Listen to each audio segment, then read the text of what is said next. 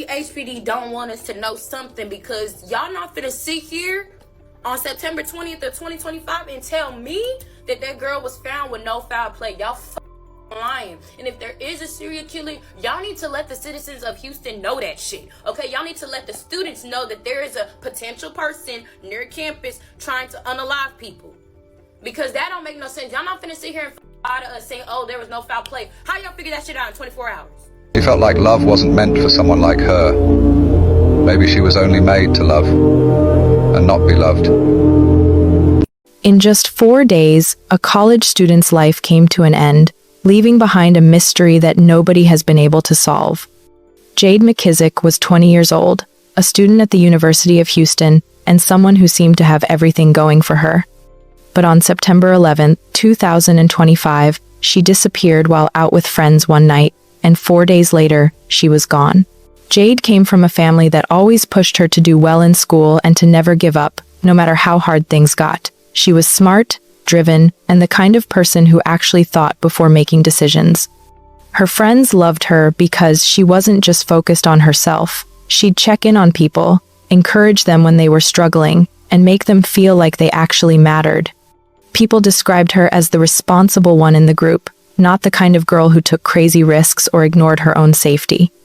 At the University of Houston, Jade was known for being serious about her future. She balanced her classes with real friendships and had big plans for what she wanted to do with her life. She wasn't some stereotypical college student just trying to party every weekend. She had goals that meant something to her, and she worked hard to make sure she'd be able to reach them. Her energy and her smile made an impression on people.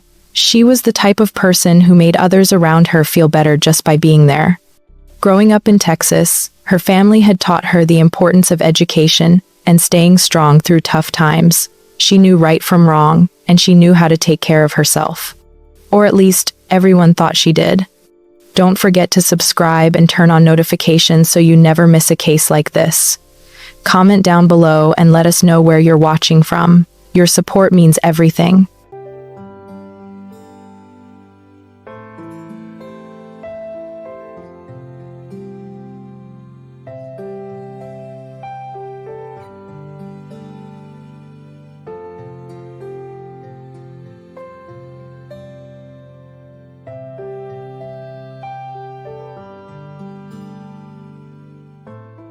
September 11th, 2025 was just a regular Thursday. Jade had finished her classes and wanted to chill out with some friends. It wasn't anything crazy or planned out. College students do this all the time, taking a break from studying and being stressed to just hang out and laugh with people they care about. There was nothing weird about the plan. Nobody saw any warning signs that night. But then something strange happened. At some point during the evening, Jade left her phone behind. Think about that for a second. In 2025, basically every college student has their phone on them at all times. It's like an extra body part. So when she chose to leave it behind, that was actually really unusual. Nobody thought it was a big deal at the time, though. Her friends didn't get worried. She seemed fine. She wasn't upset about anything. There was no argument or drama. She just left her phone and kept going with her night. Later that night, Jade decided to leave her friends too.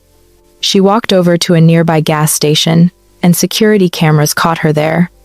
The footage shows her looking calm and normal, like nothing was wrong. She bought a drink, paid for it, and walked out. If you watched the video, you wouldn't see anyone acting scared or worried. She looked like just another person getting something from a gas station on a random night. After she left the gas station, she started walking toward Brays Bayou. For people who don't know Houston, Brays Bayou is a body of water that has a reputation for being dangerous late at night. Bad things have happened there.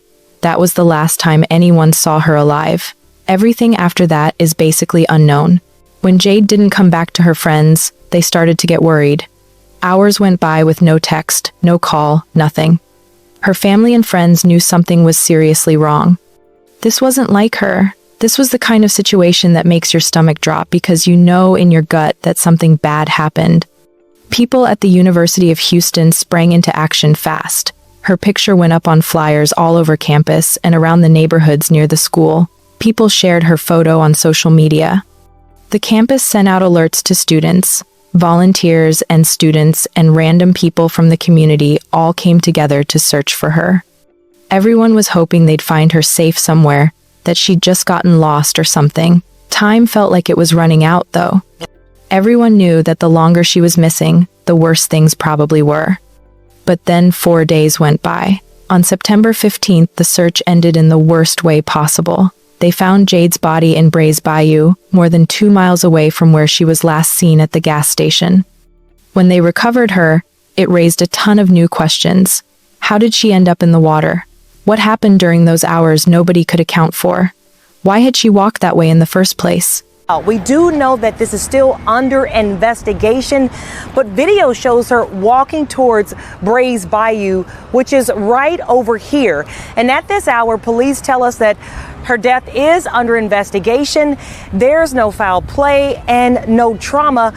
From there, she walks to this gas station. The clerk showed us video of her going inside and getting a slushie. She walks out these doors and walks into the parking lot. And this picture from surveillance shows Jade circled in green in the far right corner of your screen. It's the last time she was seen, according to police. It shows her walking towards Brays Bayou. Police started trying to figure out what actually happened to Jade. They looked at all the security camera footage they could find, trying to trace where she went after leaving the gas station. They talked to people who lived near the bayou, asking if they'd seen anything strange that night. They searched the area around the bayou looking for clues. They did everything they could think of to piece together her final hours. But here's the problem. Nobody saw anything. The cameras showed her at the gas station looking fine, but after that, there were gaps, big gaps. Nobody caught on camera what happened next. Nobody reported seeing anything unusual that night. It's like part of the story is just missing, and there's no way to fill it in. When they did the medical examination, the doctors couldn't find obvious signs of how she died. There were no marks suggesting someone hurt her. There was no evidence of a fight. There was nothing that clearly pointed to someone attacking her.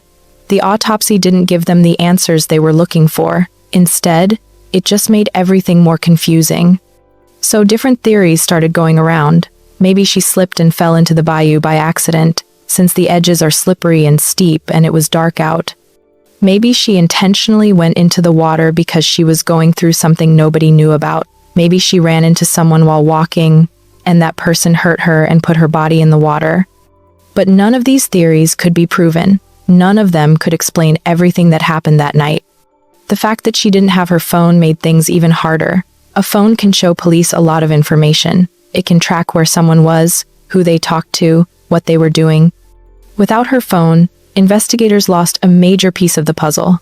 They had to work backwards from limited information, trying to figure out what happened when they barely had any facts to work with. Jade's death hit the University of Houston hard. Her family had to deal with losing their daughter, while also living with all these unanswered questions. For them, every missing piece of information felt like another thing they'd never understand about her final night. Her friends had to process losing someone they saw every day, someone who actually cared about them, and made college feel less lonely. The university held memorials where students gathered to remember her.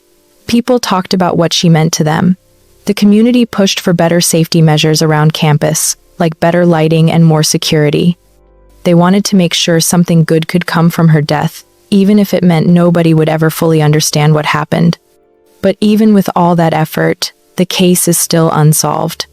Investigators kept working, looking at maps of where she might have walked, thinking about what could have gone wrong, trying to understand why she made the choices she made that night. Nothing gave them the answers they needed. What we know for sure is that Jade McKizzic was a young woman with real potential, who had her whole future ahead of her. She was smart, kind, ambitious, and genuinely loved by the people around her. Her life mattered, and even though her story ended in tragedy and mystery, people still remember her. Her memory lives on in the hearts of the people who knew her and loved her. Let's get off Charlie Kirk for a second, okay? Jade McKizzic was found in the bayou yesterday, and she's been reported missing since last week on 9/11. She was last seen at LA Daiquiris, and ain't nobody really talking about it. I ain't seen not University of Houston make a public announcement about it. Like, even when we lost one of our students at TSU, we made an announcement at least the same week that it happened. I think what makes this story a little bit more confusing and scary is the fact that how close it is to home. Like, she was found off of she was last seen off of Scott and McGregor at LA Daiquiris. A lot of us who attend TSU and UH go there, especially for like our hump nights, hump day, or whatever the fuck you want to call it. Like, we go there. And for her to be seen, that's the last place that she was seen. And for her to be found near Spirit 5, that's literally near the fucking freeway. And a lot of us stay in off-campus housing near that freeway. And it's like, it just baffles me that nobody saw nothing. Like, nothing. She was gone, missing for a week, and a week later we found her. Like, it really just breaks my heart. Like, what happened to her? What happened to the student who went to Delta State University, I believe, in Mississippi? What happened to the other gentleman who was found on a tree? Like, all of this shit is like